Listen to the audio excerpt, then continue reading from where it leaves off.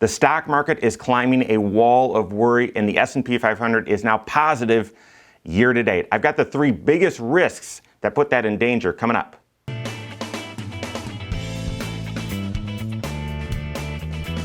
My name is Mike Bernard. I am the host of the Wise Money Show. I'm also one of the certified financial planners right here at Korhorn Financial Group. Welcome to this channel. If you are new, hit that subscribe button, turn on notifications, and smash that thumbs up button.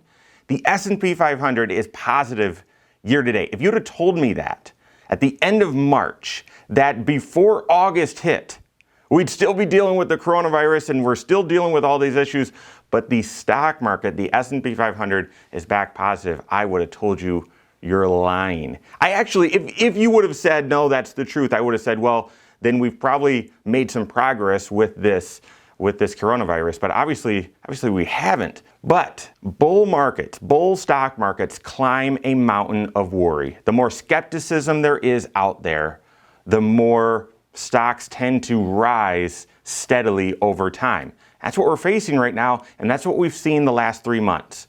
But speaking of that mountain of worry, every seasoned investor that I speak to is cautious right now about the markets, and they've got good reason. I've got my 3 greatest risks to this stock market and what you need to do about it coming up right now. Number 1, the obvious biggest risk out there is what happens with the coronavirus from here. We've got schools in question about whether they're going to restart. If they do, what happens if a teacher gets the coronavirus? What happens if one of the students get coronavirus? Do you quarantine everyone? Can you even get a substitute in? School's going to be a disaster. College, as you know, is also going to be challenging. Sports. So we've got all sorts of economic disruption. That's the big point of this. We've got disruption because of the coronavirus. We're going to have disruption until this thing either runs its course, which is a scary thought, we get a vaccine that people will actually take, or we get everyone to work in a unified way, in a trustworthy way to handle what's going on. I'm not sure which one of those is more likely, but until one of those happens, we're gonna have disruption. We're gonna have change in people's behaviors and patterns, and that is going to be a cloud over the stock market. The stock market hasn't been worried about that the past couple of months, but the slightest change. What's the saying that a butterfly flaps its wings in Japan and that can create waves over in North America? I mean, the slightest change in economic activity tends to send some reverberations around the stock market, and we have lots of change going on in the economy. So to me, the largest risk out there, obviously, is the coronavirus and what happens with this thing. There has obviously been great news about mortality rates and so on, so maybe getting the coronavirus isn't as big of a concern for people moving forward. They're okay getting it because the mortality rate is much lower, but we'll see. We'll see. That's the biggest risk. The second biggest risk I don't think people are talking about enough in regards to the stock market, and that's the upcoming election. I honestly do think, and I would have told you this for the past 20 years, the stock market really doesn't care who's in office. It really doesn't. And I know that because of data. The presidential cycle, which is basically the stock market's view of, hey, how does the stock market do in the first year of someone's 4-year term, the second year, third year, fourth year?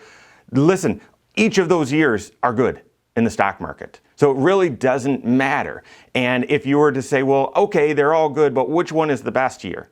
It's the 4th year. The 4th year is an election year. All that uncertainty in the election and so on, that tends to be the best year of each 4 years of a presidential cycle.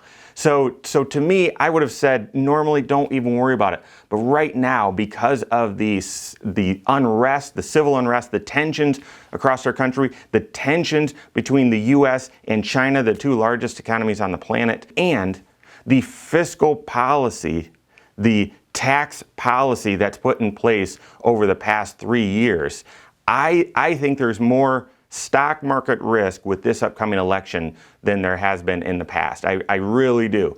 And so I don't think the stock market is really factoring much of that in right now. I'm not talking about pollsters and what the polls say. I'm just saying right now, because of what's been done fiscally and what's sort of at stake. I think this election has a greater bearing on the short-term stock market than previous elections.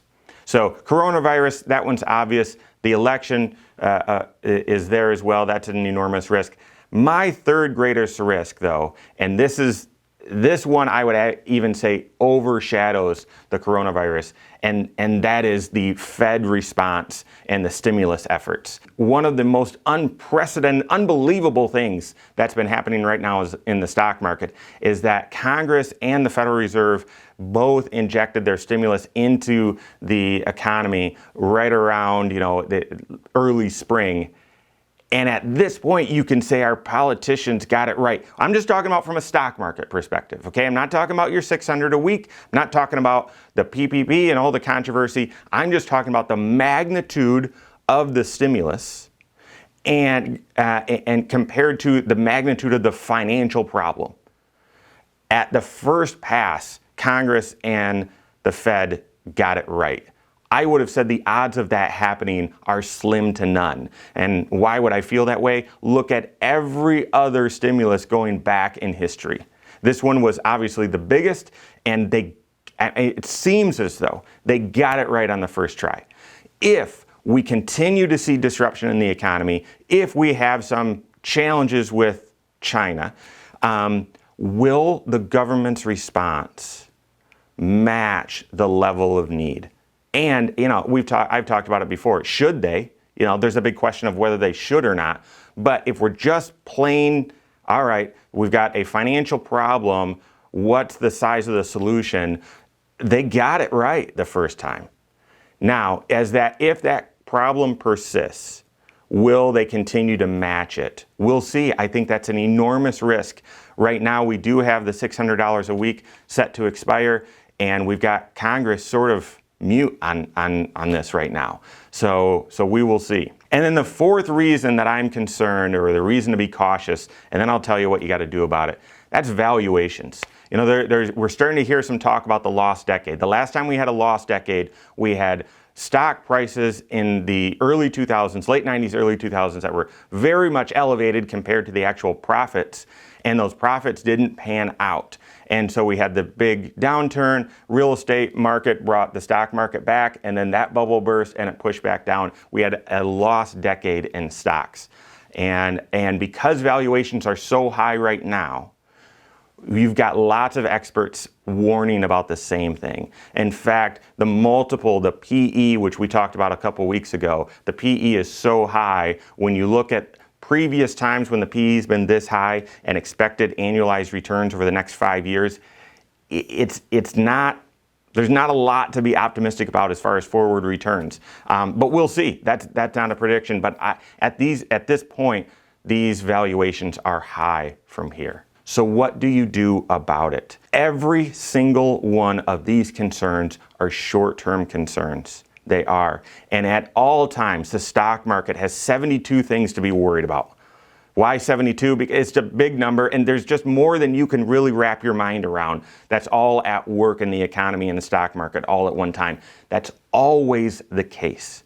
This time is no different than that. Therefore, how you should respond to these reasons for caution is set your expectations appropriately and invest according to your overall financial plan. That is it. Trying to play this in the short term, a leaf in a hurricane. That's how the markets move in the short term. A leaf in a hurricane. Can you predict the flight pattern of a leaf in a hurricane? You cannot. And with all of these risks swirling, we've got hurricane climates out there in the stock market, and yet it's been rising, which is wonderful. You need to invest based on your overall financial plan. Have a disciplined approach. But make sure it's connected to your financial plan. That tells you how much risk you should be taking. Okay, that tells you when you're going to need the dollars. That tells you how to get income from them, how to invest them. Your overall comprehensive financial plan has that answer. And then just set the right expectations. I think in the short term, things get volatile from here, but that doesn't mean you need to adjust what you're doing. Still have a disciplined investment process that fits into your overall financial plan. Talk to your certified financial planner today. You don't have one or need a second opinion, you can always reach out to us. Find us online, corehorn.com.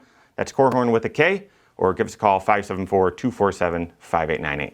All right, there you have it. Go out and take your next wise step in your financial life.